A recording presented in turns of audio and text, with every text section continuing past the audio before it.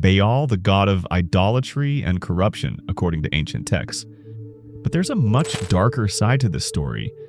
In this documentary, you'll see what was left out when his story was recorded. In this video, we reveal everything the Bible doesn't tell you about the god Baal, using ancient texts, history, and real-world context. Subscribe to our channel, leave a comment, and join us on this investigation. Disclaimer. This documentary uses AI-generated imagery for illustrative purposes. While the visuals are synthetic, the content is the result of rigorous research based on factual, historical, and scientific sources. Sources are cited in the description. In 1929, a French team of archaeologists unearthed a library in Ras Shamra, northern Syria, that would forever change our understanding of the origins of evil. Among the clay tablets covered in cuneiform signs, the researchers discovered the oldest texts about a deity that the Bible would spend millennia trying to destroy. Baal. Not the demon we know, but the storm god who fed the crops and brought life to the Middle East. Claude Schaefer, the archaeologist responsible for the expedition, could not have imagined that he was unearthing the devil's birth certificate. The tablets revealed the complete cycle of Baal, an epic narrative that echoed hauntingly in the pages of the Old Testament.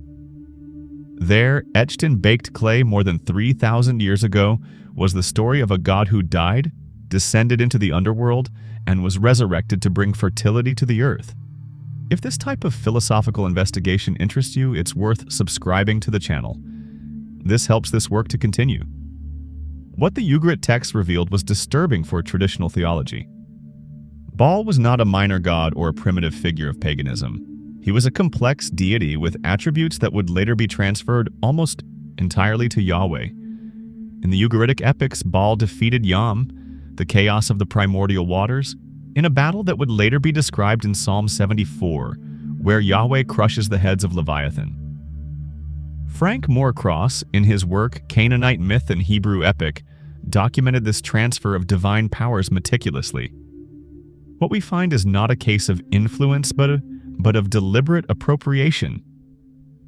Israelite scribes knew the Canaanite epics and consciously attributed Baal's victories to Yahweh, erasing the original name but preserving the narrative structure.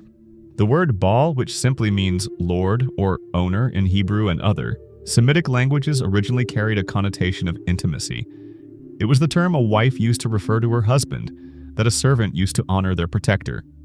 In the barley fields of ancient Canaan, peasants invoked Baal not as a sinister force, but as the provider of rain that would guarantee their family's survival. Mark Smith, in The Origins of Biblical Monotheism, demonstrates how the problem was not Baal being a false god, but being a rival god dangerously similar to Yahweh. Both controlled the storms, both guaranteed fertility, both were called Lord. The crucial difference lay in the cyclic versus linear conception of divine time. In the records preserved from Ugarit, Baal died annually when he descended to face Mot, the personification of death and sterility.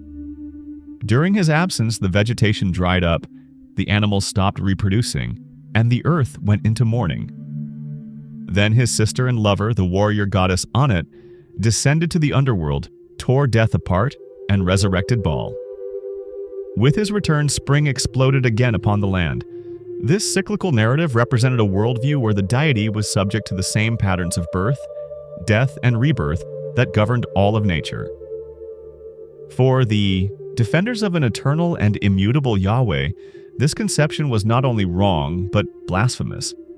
A God who died was a contradiction in terms. In the book of Hosea, the prophet promises a time when the people will no longer call their God my Baal, but my husband. The difference seems subtle, but it is revolutionary. It replaces the relationship of mutual ownership, implicit in the term Baal, with a relationship of absolute and unidirectional fidelity. Between Jerusalem, Samaria, and the Phoenician coastal cities, a cultural war developed where each side claimed control over the same natural forces. The Israelites did not deny that storms happened or that fertility was real. They denied that Baal was responsible for them. It was Yahweh, and only Yahweh, who controlled the rains and the seasons. Perhaps the most fascinating part is realizing that the biblical editors intimately knew the myths they were fighting. The language used to describe Yahweh's victories over maritime chaos is almost identical to the language of the BAAL epics. This does not happen by chance or unconscious influence. It is a conscious and systematic appropriation. If you have noticed these similarities before, please register them in the comments. Thomas Roemer, in The Invention of God, goes further by suggesting that Yahweh himself may have started as a regional manifestation of Baal or El, the supreme god of the Canaanite pantheon. Archaeological evidence from Kuntilet Ajrud in the Sinai Desert shows inscriptions mentioning Yahweh and his Asherah, indicating that even the God of Israel had for centuries a divine consort, following the traditional pattern of Canaanite religions. This discovery reveals something uncomfortable about the process of monotheistic purification. It was not a sudden movement of revelation, but a political and theological project that took centuries to consolidate. Baal was not defeated in a cosmic battle, but in a propaganda campaign that gradually erased his legitimacy as a manifestation of the divine. The demonization began with wordplay. Baal-zebul, which meant Baal the prince, was purposefully corrupted to Baal-zebub, Baal of the flies, or Lord of dung.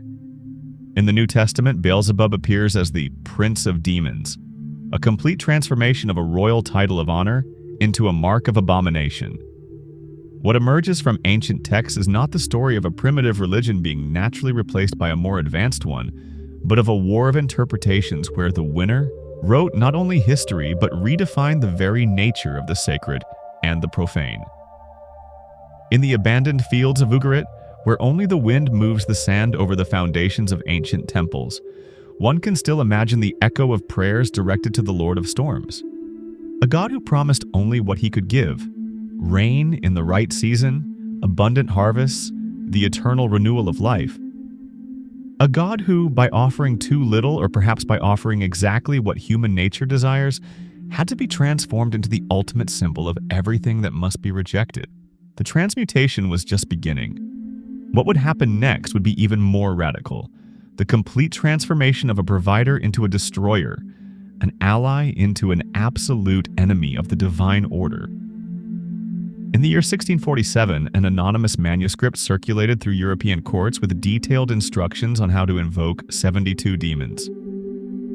The Lemegeton, also known as the Lesser Key of Solomon, lists on its first page a name that would have been unrecognizable to the ancient worshippers of Ugarit.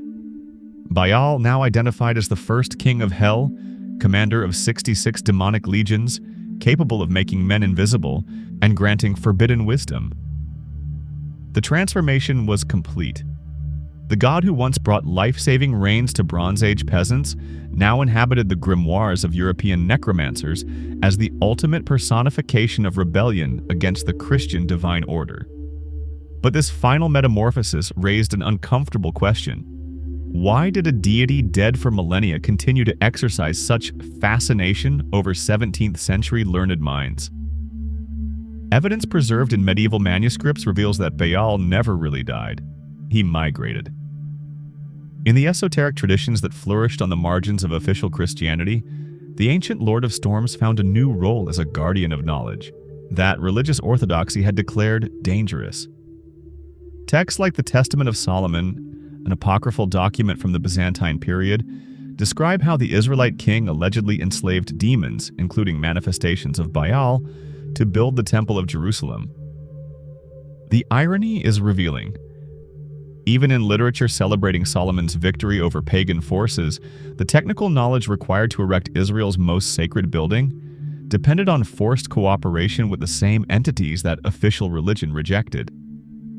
The temple, the ultimate symbol of monotheistic purity, only existed because Solomon had mastered and utilized wisdom associated with the ancient Canaanite gods.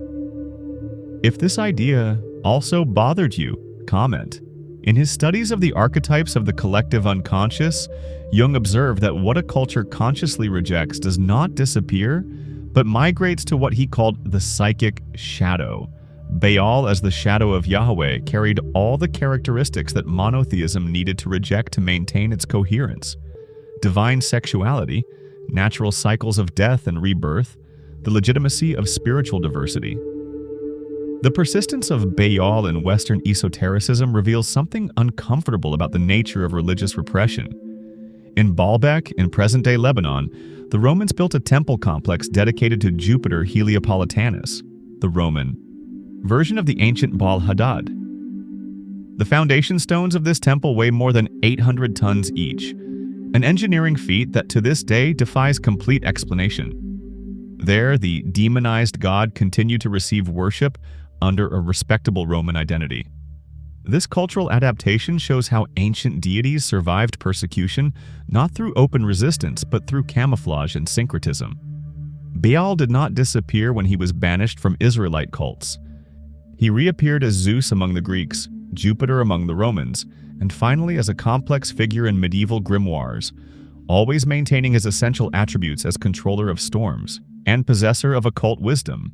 Between monastic libraries and the laboratories of the first alchemists, an underground current of knowledge preserved aspects of ancient Canaanite religiosity that official Christianity had tried to erase, not out of nostalgia for paganism, but because these traditions offered answers to questions that Christian theology could not satisfactorily resolve, especially about the relationship between spirit and nature. Perhaps you interpret this in another way. If you want, leave it in the comments.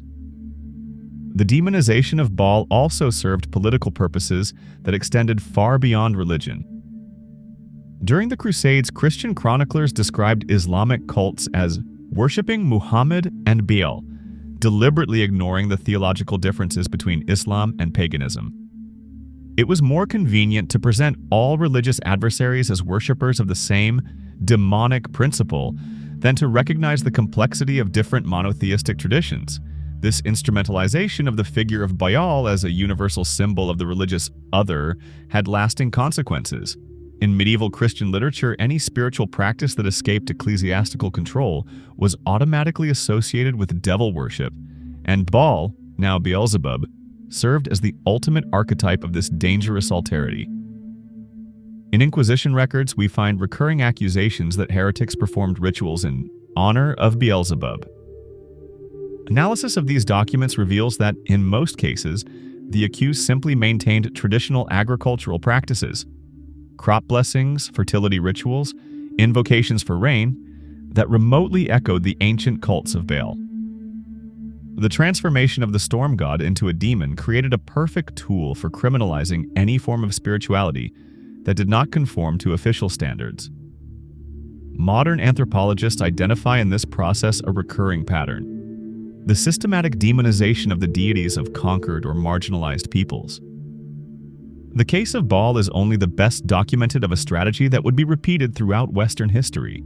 Celtic gods became devils. African spirits were transformed into demons. Amerindian deities were classified as satanic manifestations. But the persistence of Baal in Western culture goes beyond mere political function. In Renaissance alchemical texts, we find constant references to the King of the East or the Lord of Metals, titles that esoteric scholars identify as scholarly disguises for Baal.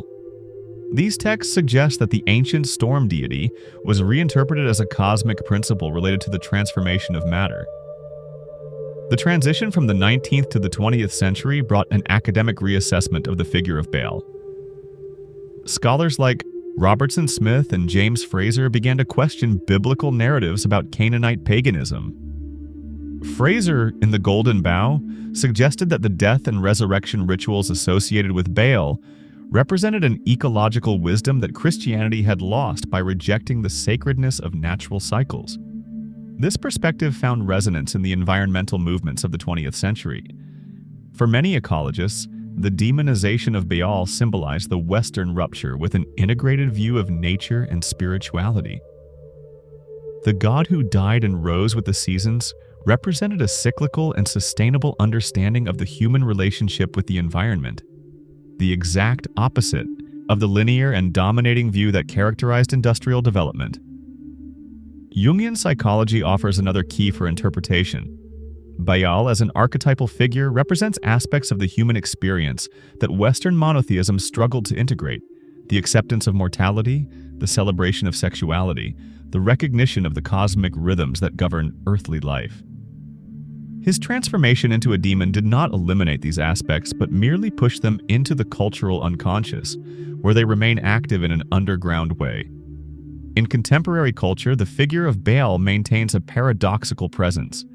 Video games, horror films, and fantasy literature constantly recreate versions of Beelzebub as the ultimate antagonist, but rarely connect this figure with his origins as a fertility god. It is as if the West has preserved the demonic shell while completely forgetting the original core of a deity that represented the very life force of nature.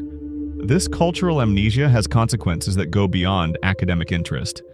By transforming Baal into a symbol of absolute evil, the Western tradition created a deep psychological aversion to fundamental aspects of the natural experience. The cycles of death and rebirth, the interdependence between destruction and creation, the legitimacy of multiple manifestations of the sacred.